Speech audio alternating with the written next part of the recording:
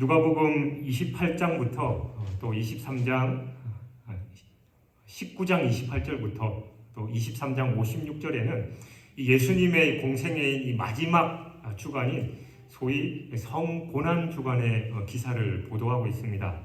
그 중에 오늘 본문은 이러한 이 성고난 주간의 이 계시 부분으로 이 고난 주간의 가운데 첫째 날인 그 당시로 말하면 일요일이고 오늘날 주일에 있었던 그 유명한 예루살렘 입성의 승리의 사건을 다루고 있고, 그 예루살렘을 향한 예수님의 눈물 또 애가도 기록하고 있습니다. 여기서 예루살렘 승리의 입성 사건은 다른 복음서에도 똑같이 기록되어 있습니다. 그러나 오늘 이 누가복음에만 예수님께서 예루살렘 성에 입성하셨고 또 예루살렘을 향한 그 애가 슬퍼하신 노래에 관해서는 누가복음에만 기록하고 있습니다. 이 누가복음의 기사는 이 예수 그리스도의 애가 슬픔의 노래는 1차적으로는 주님을 배척하고 십자가에 못 박아 죽일 예루살렘에 관한 멸망의 예고임과 동시에 궁극적으로는 이 주님의 복음을 거부하는 이 모든 불신자들에 대한 심판의 선포입니다. 이 예언이 AD 70년에 로마에 의해서 예루살렘이 멸망됨으로 1차적으로 완성됐고, 장차 예수님께서 다시 오실 때 이 최후의 심판으로 마지막으로 성취될 그런 예언입니다. 28절에 보면 예수님께서 앞서서 예루살렘으로 가시는 그 장면을 보도하고 있습니다. 당시 예수님 곁에는 제자들 외에도 허다한 무리들이 함께 했습니다. 예수님은 그런 무리들과 제자들보다 앞장서서 예루살렘으로 가신 겁니다. 예수님이 가시는 이 예루살렘의 길은 대적들의 소굴이었고 또 고난과 능력과 그리고 십자가의 죽음이 기다리고 있었던 길입니다. 그럼에도 불구하고 예수님은 이 예루살렘에 가까워질수록 더더욱 그 행보를 빨리 하셨습니다. 예수님은 예루살렘에서의 이 고난과 죽음을 두려워하지 않으시고 담대하게 사지를 향해서 전진하셨던 겁니다. 하나님 아버지의 구속 계획을 이루시고자 지체하지 않고 가신 것이지요. 여러분, 성경은 이렇게 고난과 죽음의 길에 앞장서신 예수님의 그 길을 예수님의 자녀된 우리도 따라야 한다라고 말씀하고 있습니다. 그래서 베드로 사도는 베드로전서 2장 21절에서 이를 위하여 너희가 부르심을 받았으니 그리스도도 너희를 위하여 고난을 받으사 너희에게 본을 끼쳐 그 자취를 따라오게 하려 하셨느니라 라고 말씀합니다. 그러니까 우리는 예수님이 가신 예루살렘의 골고다 언덕까지 쫓아가는 주님의 진정한 제자가 되어야 합니다. 하나님의 의와 또 진리와 사랑을 이루기 위해서 예수님께서 가신 그 고난의 길도 회피하지 않고 쫓아가는 그 성도가 바로 진정한 주님의 제자인 것입니다. 그러나 여러분, 예수님이 이렇게 담대하게 앞장서서 예루살렘으로 가신 궁극적인 목적은 그냥 단순하게 십자가에서 죽으시기 위함이 아니라 바로 저 하늘 예루살렘 최종적인 목적지로 가시기 위함이었지요. 예수님은 이 땅의 예루살렘에는 고난과 수모와 또 죽음이 기다리고 있었음을 잘 아셨습니다. 그리고 동시에 그 고난과 죽음 뒤에는 영광스러운 부활과 승천이 기다리고 있다는 사실도 또한 잘 알고 계셨습니다. 그래서 십자가의 고난과 죽음을 두려워하지 않으시고 그 너머에 있는 저 천국의 예루살렘을 보시면서 담대하게 앞장서서 가신 것이죠. 이에 대해서 히브리서 기자는 히브리서 12장 2절에서 증언하기를 그는 그 앞에 있는 기쁨을 위하여 십자가를 참으사 부끄러움을 개의치 아니하시더니 하나님 보좌 우편에 앉으셨느니라 라고 말합니다. 그렇게 예수님은 우리의 죄를 대속하시고 또 앞장서셔서 예루살렘으로 가셨고 또 우리의 구원을 완성시키기 위해서 저 하늘 예루살렘으로 먼저 가셨습니다. 그러므로 우리 성도들은 이 땅에서 예수님이 먼저 가신 이 두 예루살렘으로 가는 그 삶을 살아야 합니다. 하나님의 의와 진리를 실천하기 위해서 고난받는 예루살렘으로 가야 하고 또 궁극적으로는 예수님이 먼저 가신 저 천국 예루살렘으로 가는 그 삶을 살아야 합니다. 예수님을 쫓는 성도들은 주님이 먼저 당하신 고난의 길도 쫓아야 하고 예수님이 먼저 가신 저 천국을 향하여 가는 그 생활도 해야 한다라는 거지요. 예수님은 이 두 가지 길을 우리에게 쫓으라고 그 길을 먼저 앞장서서 가신 겁니다. 특별히 우리는 예수님처럼 의를 위해서 고난받는 길을 쫓는 그 성도들만이 저 천국 예루살렘으로도 갈 수 있다라는 사실을 기억해야 합니다. 왜냐하면 예수님은 먼저 자기 십자가를 지고 당신의 고난에 참여하는 성도들에게 저 천국의 예루살렘을 따라올 수 있는 그 자격도 부여하셨기 때문입니다. 그러므로 우리는 주님을 위해 헌신하고 충성하면서 저 천국으로 앞서가신 주님을 만나 뵙는 것을 삶의 궁극적인 목적으로 삼되 이 땅 예루살렘에서 고난과 십자가를 지는 그런 삶이 있어야 된다는 걸 기억해야 한다는 거죠. 많은 그리스도인들은 저 천국 예루살렘만 바라보고 이 땅의 고난 받기는 싫어합니다. 그러나 십자가에서 내가 죽는 일이 먼저 선행되어야 저 천국에서의 영광을 누릴 수 있다는 것이죠. 그래서 주님은 그 두 가지 예루살렘의 길을 먼저 가시고 너희들도 나를 따라와야 된다라고 말씀하셨다라는 겁니다. 예수님이 평화의 왕으로 예루살렘에 입성하기 위해서는 어린 나귀가 필요했습니다. 고대 세계에서는 왕이 행차할 때는 늘 말이나 나귀를 타고 행차했고 특별히 전쟁에서 승리하고 돌아올 때는 말을 타고 위험 있게 입성했습니다. 그러나 평상시에는 노새나 나귀를 타고 행차했는데 이는 백성들에게 자신이 평화를 주는 존재라는 것을 알리기 위함이었습니다. 그래서 스가랴 9장 9절에서도 그리스도께서 평화의 왕으로 나귀를 타고 입성하실 것을 예언했지요. 시온에 따라 크게 기뻐할지어다. 예루살렘에 따라 즐거이 부를지어다. 보라, 내 왕이 내게 임하시나니 그는 공의로우시며 구원을 베푸시며 겸손하여서 나귀를 타시나니 나귀의 작은 것 곧 나귀 새끼니라. 그러므로 이 나귀 새끼는 예수님을 위해서 제자들이 준비해야만 마땅했습니다. 어느 나라든지 왕이 자기가 탈 말이나 나귀를 자기 손수 준비하는 일은 없지요. 그러나 예수님을 따르는 무리들이나 이 제자들 중에는 예수님을 위해서 미리 나귀를 준비해 놓을 그런 사람이 없었습니다. 예수님께 대한 이 성경의 예언에 대해서도 무지했고 또 가난한 자들이 많았기 때문에 그럴 형편도 안 됐기 때문입니다. 그러므로 예수님은 몸소 나귀 새끼를 예비해 놓으시고 제자들에게 그 나귀 새끼를 끌고 오라라고 말씀하신 겁니다. 이처럼 주님은 우리가 주님의 일을 섬기는 일에 있어서 필요한 것들을 미리 다 예비해 놓으시는 세심한 분이십니다. 유월절 식사 장소도 예수님께서 미리 예비해 놓으셨고 아브라함이 이삭 대신에 번제로 드릴 그 양을 모리아산에 미리 예비해 두셨습니다. 또 모세에게 이스라엘 민족을 출애굽시킬 사명을 주실 때 권능의 지팡이를 미리 준비해 주신 분이시고 다윗의 뒤를 이어서 왕이 된 솔로몬에게 하나님의 뜻대로 그 백성들을 잘 다스릴 수 있는 지혜 또한 친히 준비해 주셨습니다.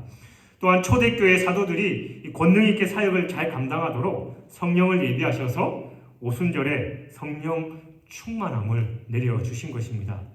주님은 이렇게 우리가 당신을 섬기는 일에 필요한 것들을 다 예비해 주십니다. 그러기에 요한복음 15장 7절에서 주님 말씀 안에서 무엇이든지 구하기만 하면 다 주시겠다라고 약속하신 것이지요. 따라서 우리가 하나님을 섬기는 삶을 살면서 부족하고 가진 것이 없어도 염려할 필요 없습니다.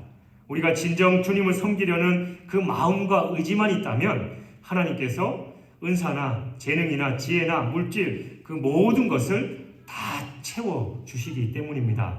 이 사실을 굳게 믿고 주님 섬기는데 필요한 것들을 구하면서 망설이지 말고 충성 봉사하는 저와 여러분이 되시길 주님의 이름으로 축원합니다. 예수님은 제자들에게 아직 아무도 타보지 않은 나귀 새끼를 구해올 것을 명하셨습니다. 아직 아무도 타지 않은 나귀 새끼는 바로 순결을 상징하는 것이죠. 즉 예수님은 아직 아무도 타지 않은 나귀 새끼를 타심으로써 예수님 자신이 흠없는 순결한 존재다라는 걸 나타내신 겁니다. 왜냐하면 주님은 지금 십자가의 길로 우리의 유월절 어린 양을 대신해서 가시기 때문에 흠없고 깨끗한 그 제물로 가신다라는 걸 상징하는 것이죠. 예수님은 당연히 흠없고 순결한 존재이셨습니다. 우리는 이 예수 그리스도의 삶에서 도덕적으로 흠이 될 만한 거 찾을래야 찾을 수가 없습니다. 물론 예수님이 세리나 창기 같은 이 죄인들 무리와 교제하시고 그들과 함께 식사하셨습니다. 그래서 유대인들이 그걸 비판했지요. 유대인들은 그 죄 많은 그 사람들과 어울리면 안 되는데 왜 율법을 어기냐라고 그렇게 예수님을 비난하기는 했습니다만 예수님이 그들과 단순하게 교제하고 또 그들과 즐기기 위해서가 아니라 바로 그들을 구원하시기 위해서 그들과 만나신 것이었습니다. 또 안식일에 병 고치신 일이나 자신을 하나님의 아들이라 말씀하신 일도 다 옳은 일이었지요. 만일 이런 일 외에 예수님께서 도덕적이고 윤리적으로 흠이 될 만한 것이 있었다면 그 대적자들이 가만히 있었겠습니까? 그들은 주님의 흠을 크게 떠들어댔을 것이고 또 실제로 예수님께 흠이 있었다면 예수님은 우리를 위한 어린 양으로 대속 제물로 쓰임 받을 수도 없었을 겁니다. 그러나 그리스도의 삶은 사랑과 의로 점철된 흠없는 순결한 삶 그 자체였습니다. 그리고 이제 주님은 그 흠없는 자신을 인류를 위한 속죄 제물로 하나님께 드리기 위해서 이 어린 나귀 새끼를 타시고 예루살렘으로 입성하신 겁니다. 성도 여러분, 우리는 다 하나님의 소유된 백성들 그리고 헌신된 자들입니다. 그러므로 우리도 마땅히 하나님 앞에 흠없고 순결한 삶을 살아야 합니다. 바울은 도덕적으로 불결한 생활을 했던 이 고린도 교인들에게 고린도전서 5장 8절에서 이러므로 우리가 명절을 지키되 묵은 누룩으로도 말고 악하고 악에 찬 누룩으로도 말고 누룩이 없이 오직 순전함과 진실함의 떡으로 하자라고 교훈했습니다. 누룩 없는 떡을 먹는 전통은 이 출애굽의 유월절에서부터 유래된 그 유대인들의 전통이지요. 바울은 이 속죄받은 기쁨을 누리는 성도가 도덕적으로 죄짓는 일을 이 누룩 있는 떡으로 비유했던 겁니다. 성막이나 성전에서 하나님께 드리는 떡은 누룩 없는 떡이어야 했습니다. 그러므로 바울은 순결하고 흠 없이 하나님께 헌신하는 생활을 할 것을 강조한 것이죠. 그는 빌립보서 2장 15절에서도 이는 너희가 흠이 없고 순전하여 어그러지고 거스르는 세대 가운데서 하나님의 흠없는 자녀로 세상에서 그들 가운데 빛들로 나타나기를 바란다라고 그렇게 말했습니다. 여러분, 하나님은 흠이 있는 재물을 받지 않으십니다. 그렇다면 흠 많은 우리가 어떻게 주님처럼 순결하게 하나님께 헌신된 생활을 할 수 있겠습니까? 하나님은 내가 거룩하니 너희도 거룩하라라고 명하셨습니다. 그러기 위해서는 우리는 먼저 늘 회개하는 삶을 살아야 하지요. 우리 이 눈동자를 눈꺼풀이 보호하고 있는데 나도 모르는 사이에 하루에도 제가 세보진 않았습니다만 아마 수천 번 수만 번 눈꺼풀이 깜빡입니다. 그 이유는 바로 우리 눈 속에 먼지나 이물질이 들어오는 걸 이 눈꺼풀이 눈동자를 보호하기 위해서 자기도 모르게 그냥 계속해서 깜빡깜빡 거리는 거죠. 또 우리 누가 눈을 확 찌르려고 하면 나도 모르게 눈 감듯이 이게 그냥 본능적으로 보호하고 있는 것과 같이 우리는 늘 죄악 가운데 거하는 삶이기 때문에 이 눈동자가 깜빡이듯이 항상 우리는 죄에 민감하고 또 회개하는 그런 삶을 살아야 한다는 거죠. 예수 그리스도의 영원한 속죄의 피로 깨끗한 심령의 상태를 늘 유지해야 하는 겁니다. 그리고 다음으로는 거룩한 생활을 추구해야 됩니다. 세상에 대한 탐심이나 허영을 다 버리고 간음이나 이웃을 속이는 일, 거짓말 같은 이 옛사람의 생활을 멀리해야 한다는 거예요. 주님을 믿는다 하지만 삶이 여전히 변화되지 않는 건 아무 의미가 없습니다. 그래서 우리는 늘 말씀과 기도로 거룩해져야 한다는 겁니다.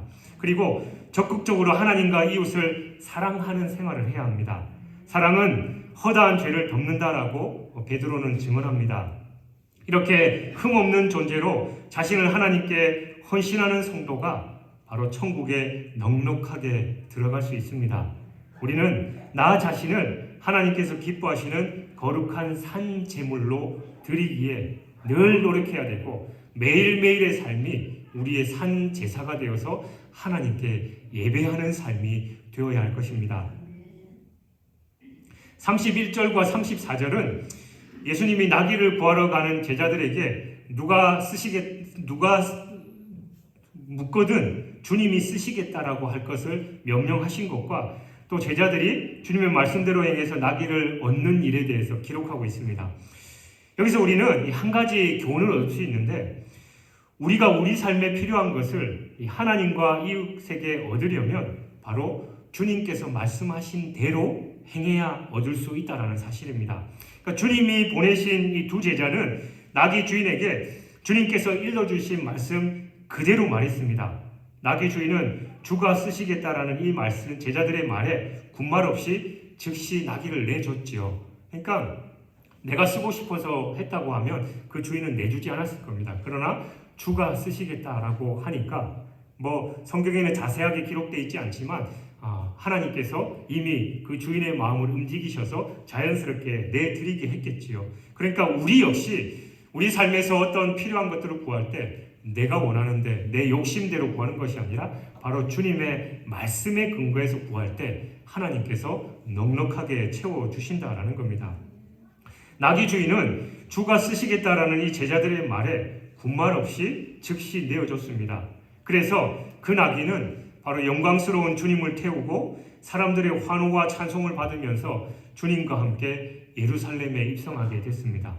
만일 나귀 임자가 그 나귀를 주님께 드리지 않았다면 그 나귀는 그냥 평범하게 다른 나귀들과 똑같이 살아갔겠지요. 그냥 사람이나 태우고 짐수레나 그런 가축에 불과했습니다. 그러나 그 나귀가 주님께 드려짐으로 구약의 메시아에 대한 예언을 이루는 만왕의 왕이 타시는 존귀한 나귀가 된 것입니다.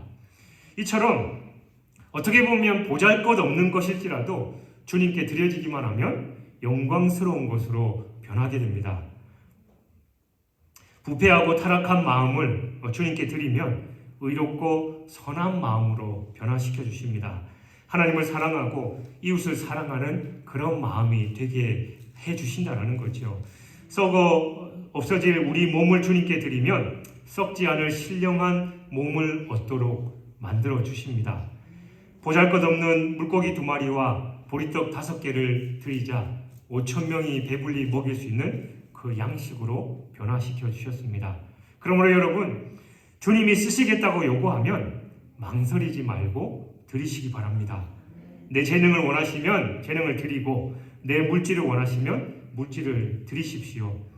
주님이 우리 것을 원하시는 목적은 우리 것 뺏어가고 우리에게 손해주고 그냥 막연하게 희생만 요구하는 것이 결코 아니라, 궁극적으로는 우리에게 유익을 주시고 또 영원히 가치 있는 것으로 만들어 주시려는 것입니다.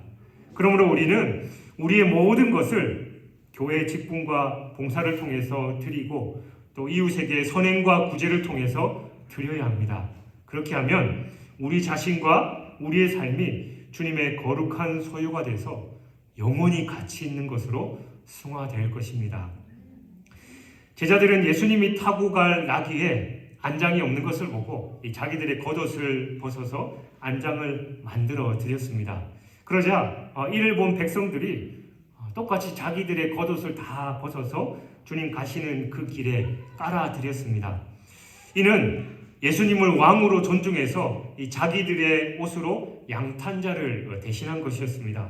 우리는 여기서 한 가지 교훈을 얻을 수 있는데, 그것은 우리 성도들이 먼저 주님을 높이는 생활을 하면 다른 사람들도 자연스럽게 주님을 높이게 된다는 겁니다.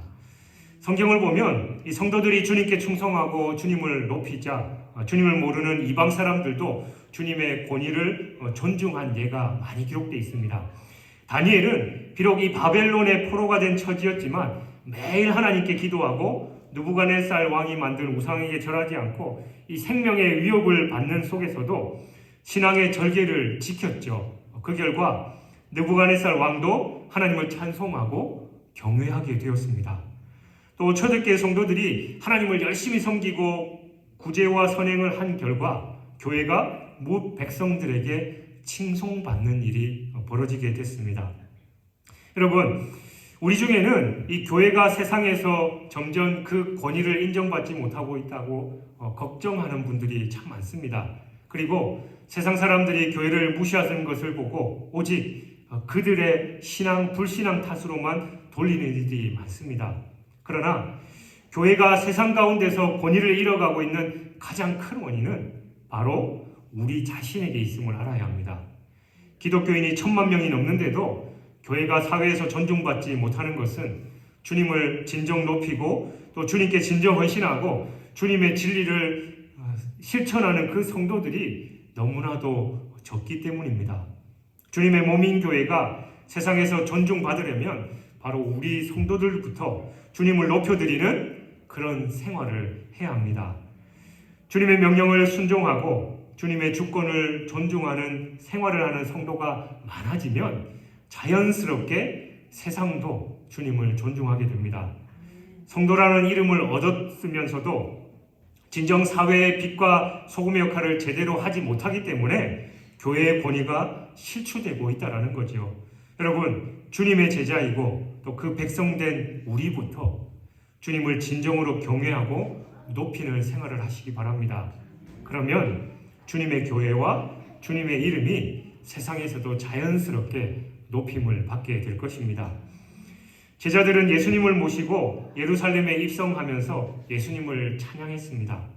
제자들은 먼저 주님이 능력 있게 행하신 천국 사역을 찬송했고 또 이어서 주님을 하나님의 이름으로 오신 왕으로 높여드렸습니다. 이와 같이 이 제자들의 찬송과 고백은 대단한 믿음의 용기에서 우러나온 것이었습니다. 제자들은 그동안 예수님과 함께 생활하면서도 예수님이 하나님의 아들이요 또 성경에서 예언하고 있는 메시아임을 분명히 알고 있었습니다. 하지만 그 사실을 바리새인들이나 종교 지도자들 앞에서 담대하게 선포한 경우는 한 번도 없었습니다. 그들의 권세, 그들의 핍박을 두려워했기 때문이지요. 그러나 이제는 예수님이 예루살렘 성에 입성하면 강력한 메시아 정부를 세울 줄 알고 담대해진 거예요. 분위기 보니까 야, 예수님이 뭔가를 이루겠구나 라고 하면서 예수님이 입성하시자 예수님을 찬양하고 큰 소리로 제자들이 먼저 질렀다라는 겁니다.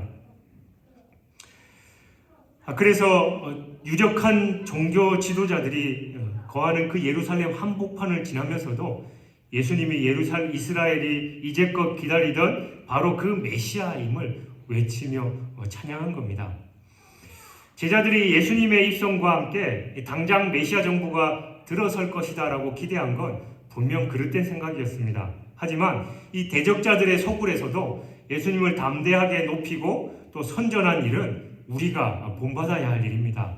예수님은 전날 제자들을 교육하시면서 마태복음 10장 27절에서 내가 너희에게 어두운 데서 이르는 것을 광명한 데서 말하며 너희가 귓속말로 듣는 것을 집 위에서 전파하라라고 그렇게 명령하셨습니다. 그러니까 제자들은 예수님께서 겟세마네에서 포박당하고 또 십자가에서 돌아가시자 모두 두려워하면서 도망갔죠. 그러나 예수님이 부활하신 사실을 보고 또 오순절 이 성령 강림 이후 성령의 세례를 받은 이후에 담대하게 예수님을 그리스도라고 전파했습니다. 베드로전서 2장 9절은 우리를 주님께서 당신의 선전원으로 택하셨다라고 말씀하고 있습니다. 그러나 너희는 택하신 족속이요 왕같은 제사장들이요 거룩한 나라요 그의 소유가 된 백성이니 이는 너희를 어두운 데서 불러내어 그의 기이한 빛에 들어가게 하신 이의 아름다운 덕을 선포하게 하려 하심이라. 그러니까 우리 중에는 주님을 섬기고 인정하는 교회 안에서만 주님을 간증하고 또 직장이나 사회에서는 소극적으로 주님을 전하고 고백하는 이들이 많이 있습니다. 우리는 이런 이중적인 자세를 버려야 합니다. 심지어 나에게 불이익이 되는 일이 있더라도 언제나 어디서든지 담대하게 주님이 주신 그 은혜와 주님이 우리의 왕 되심을 선포해야 한다는 거죠. 그래서 예수님은 우리에게 그 사명을 주셨습니다. 어두운 데만 있지 말고 니네들끼리만 신앙생활하는 것이 아니라 담대하게 나가서 선포하라라고 명령하신 겁니다. 이 바리새인들은 이 당시 제자들의 찬송에 분노를 느꼈습니다. 그들은 제자들이 예수님을 하나님의 아들과 메시아로 찬송하는 일이 이 신성 모독죄라는 것을 그렇게 생각했습니다. 찬송은 오직 하나님께만 올려드리는 것인데 이 사람인 예수를 주와 왕으로 찬양하고 있으니까 그들이 볼 때 이 제자들의 찬송은 하나님을 모독하는 그 죄로만 보였던 것이지요. 그러므로 바리새인들은 예수님께 대해서 제자들이 높은 곳에서 주의 이름으로 오신 분임을 고백하는 것과 달리 선생님이여라고 격하시키면서 그들이 찬송하는 것을 금해줄 것을 예수님께 요청했습니다. 그러나 주님은 이 요청에 대해서 만일 이 사람들이 침묵하면 돌들이 소리를 지를 것이다 라고 말씀하시면서 그들의 요청을 묵살하셨습니다. 일찍이 선지자들은 이사야서 55장 12절 그리고 하박국 2장 11절에서 메시아가 강림하면 온 우주 만물이 찬송할 거다라고 예언했습니다. 여러분, 그리스도께서 강림하신 일은 온 우주 만물이 기뻐하는 일입니다. 하나님도 가장 기뻐하시는 일이고 천사들도 기뻐하는 일입니다. 왜냐하면 그리스도는 하나님이 가장 바라시고 기뻐하시는 인류를 위한 이 대속의 사역을 감당하심으로써 그들의 구원자와 또 중보자가 되실 것이기 때문입니다. 그러므로 하나님 아버지는 이 그리스도를 통해서 죄인들이 회개하고 하나님께 돌아와 하나님의 은혜를 찬송하는 것을 창조와 구속 섭리의 궁극적인 목적으로 삼으신 분이십니다. 그러므로 성도들이 그리스도를 찬송하고 전도하는 일은 바로 하나님 아버지의 절대적인 뜻입니다. 그러기에 성도의 전도와 찬송을 막는 자는 이 땅에서도 또 저 하늘에서도 없습니다. 사탄과 그 추종자들이 교회를 핍박해서 성도로 하여금 찬송과 전도를 하지 못하도록 위협하고 회방했어도 하나님은 지금까지 이 교회의 번영을 통해서 계속해서 주님을 찬양하게 하시고 또 말씀을 전하며 전도하게 하신 것입니다. 또 성도들에게 때마다 하늘의 은혜를 베풀어 주셔서 세상의 슬픔과 죄의 유혹을 이기게 하시고 또 찬양과 찬송을 올려드리게 하신 것이지요. 주님을 기쁘고 또 담대하게 전하도록 해주신 것입니다. 성도 여러분, 찬송과 전도는 하나님 아버지가 절대적으로 보장해 주신 우리의 특권이고 의무입니다. 그러므로 사람들이 우리의 전도를 회방하고 사탄이 우리의 마음에서 찬송을 빼앗으려고 해도 우리는 그의 굴에서는 안 됩니다. 하나님은 우리로 하여금 기필코 승리의 찬송을 부르도록 인도하시고 주장해 주실 것입니다. 그리고 마지막 41에서 44절은 바로 예수님이 예루살렘을 보시고 슬퍼하시며 탄식하신 내용입니다. 성경에서 예수님이 우신 일은 오늘 본문을 포함해서 총 3번입니다.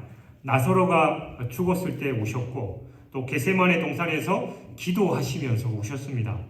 나사로의 죽음과 또 자신의 십자가 죽음 앞에서 우신 것은 예수님이 인성을 지닌 인자로서 우신 것이었습니다. 즉 자기 죽음에 대한 두려움과 특별히 사랑하셨던 그 나사로의 죽음 때문에 우셨던 거지요. 그러나 본문에서 우신 것은 하나님 자체로서 우신 것입니다. 그렇다면 예수님께서 우신 그 이유가 뭐냐? 먼저는 이 예수님은 예루살렘의 타락 때문에 우셨습니다. 예루살렘은 하나님께서 수천 년 전부터 택하신 선민 이스라엘 공동체의 중심이었습니다. 그곳에서 다윗과 솔로몬이 하나님의 왕국을 부흥시켰고 또 성전을 통해서 하나님은 이 선민들로부터 영광을 받으셨습니다. 그런 예루살렘이 유대 종교 지도자들의 타락으로 강도의 굴혈로 더럽혀졌으니까 예수님은 그 의분으로 눈물을 흘리신 겁니다. 다음으로 예수님은 메시아이신 자신을 몰라보고 십자가의 죽음에 내몰 그 유대인들의 무지 때문에 슬퍼 우셨습니다. 당신을 메시아로 인정하고 섬긴다면 이 하늘의 영생 은혜와 또 평화와 안식을 얻고 메시아를 왕으로 했기에 크게 슬퍼하신 것이다라는 거예요. 또한 예루살렘 성에 닥칠 이 장래 비극 때문에 예수님은 우셨습니다. 예수님은 장차 대적들이 예루살렘을 포위하고 또 유대인들을 살육하실 것을 예고하셨습니다. 이 예고대로 주 70년경 유대인들이 로마의 반란 전쟁을 일으켰지요. 그 결과 로마 군대가 그 반란을 진압하는 과정에서 수백만 명의 이스라엘 백성들이 살육을 당했고 예루살렘 성은 완전히 초토화됐습니다. 유대 역사가 요세푸스에 의하면 예루살렘 성은 흔적도 없이 사라지고 사람들이 쟁기질을 해서 농사를 지을 정도로 되었다라고 합니다. 이 참화로 인해서 유대인들은 2000년 동안 나라 없이 떠도는 유랑민족이 된 겁니다. 그와 같은 비극은 그들이 예수 그리스도의 평화의 진리를 거부하고 이 바라바로 대표될 수 있는 이 무력 폭동의 길을 선택했기 때문이었습니다. 여러분, 이처럼 예수님은 이스라엘이 하나님의 뜻을 짓밟고 또 불의와 죄악에 빠진 것을 보고 슬피 우셨고 또 그리스도인 자신을 몰라보고 배척하는 무지에 우셨으며 또 장래 자신들에게 닥칠 큰 비극을 모르고 사는 그 백성들 때문에 우신 것입니다. 이렇게 볼 때 예수님의 눈물은 비단 유대인들과 예루살렘만을 보고 우신 게 아닙니다. 장차 세상의 모든 불신자들이 맞을 그 비극적인 운명을 안타까워하시며 우신 것입니다. 오늘날 불신자들은 불의와 제약을 행하면서 예수 그리스도를 경시하고 또 장차 자신들에게 닥칠 영원한 심판을 모르고 그저 그렇게 살아가고 있습니다. 본문에서 우시며라고 번역된 이 헬라어는 매우 비통한 통곡을 가리키는 겁니다. 그냥 눈물 흘리는 정도가 아니라 가슴을 치면서 가슴을 찢어가며 우는 그런 통곡을 가리키는 말입니다. 예수님은 오늘도 주님을 영접하지 않고 죄악에 빠져 사는 자들 때문에 크게 슬퍼하고 계십니다. 그러므로 우리 성도들은 이 주님의 말씀과 진리대로 행하고 또 성령의 열매, 또 전도의 열매, 의의 열매를 맺는 그런 생활을 해야 합니다. 그래야 주님의 마음을 조금이라도 위로해 드릴 수 있습니다. 만일 우리들마저 주님의 말씀에 불순종하고 또 무지한 생활을 한다면 주님께서 얼마나 가슴치며 슬퍼하시겠습니까? 정녕 우리는 주님을 기쁘시게 할지언정 슬프게 만드는 그런 사람은 되어서는 안 되겠지요. 사랑하는 여러분, 예수님이 이 땅에 인자로 오셔서 사시는 동안, 이 공생의 기간 동안 가장 영광을 받으신 때가 바로 본문에서 예루살렘 성에 입성하실 때였습니다. 수많은 사람들이 예수님을 왕으로 높이고 영접했지요. 그러나 예수님은 곧 그들이 당신을 배신하고 저버릴 것을 잘 아셨습니다. 그리고 예루살렘 성이 주님께 왕자 대신에 십자가의 죽음, 그것을 내어줄 것도 잘 아셨습니다. 그래서 슬퍼하고 오신 것입니다. 이렇게 인간들의 죄와 불신앙은 예수님이 가장 기뻐하셔야 할 날에도 주님을 슬프게 만드는 그런 요인이었습니다. 특히 예수님은 하나님께 사랑받고 또 은혜받은 예루살렘 사람들이 주님을 배척하고 배신하는 일로 인해서 더욱 슬퍼하셨습니다. 그러므로 예수님의 피로 구속받은 우리 성도들은 그 은혜에 합당하게 생활해야 하고 주님께 대한 믿음과 충성을 끝까지 지켜야 합니다. 성도들의 이런 생활이 불신 세계로 인해서 슬퍼하시는 예수님의 마음을 조금이라도 위로해 드리는 길이지요. 2000년 전에도 2000년도 훨씬 전에 세상 사람들은 구원자 예수님을 환호했지만 결국 예수님을 십자가에 못 박았습니다.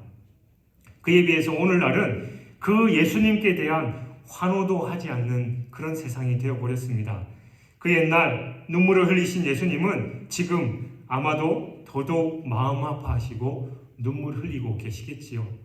우리가 이 자리에서 하나님께 예배드리고 또 예수 그리스도를 선포하고 예수님 뜻대로 살아간다 하지만 우리의 그 모습을 보고 기뻐하시기보다 우리의 연약함과 또 우리의 믿음 없음, 또 겉모습적으로 겉으로만 할렐루야 주님을 찬양합니다라고 하고 또 하나님께 예배하는 우리의 모습 때문에 가슴을 찢으며 우실지도 모른다라는 겁니다.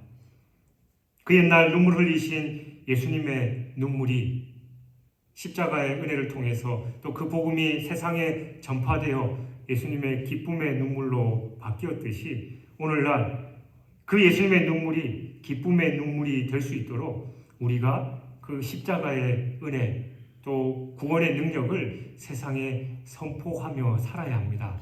그러므로 아무것도 모르고 그저 그렇게 살아가는 그 사람들이 진정 마음의 중심에서 호산나 다윗의 자손이여라고 찬양하는 그런 삶으로 돌아오게 해야 한다는 것이죠. 바로 이 사명을 잘 감당해서 이 종료주일이 겉으로만 주님을 찬양하고 영광 돌리는 그런 삶이 아니라 우리의 삶 자체에서 완전히 변화되어 진심으로 만왕의 왕 되신 주님을 찬양할 뿐만이 아니라 세상에 무지한 그들이 주님께로 돌아와서 진정 주님을 찬양하게 만들도록 하는 그런 삶을 살아가는 저와 여러분이 되시길 주님의 이름으로 축원합니다.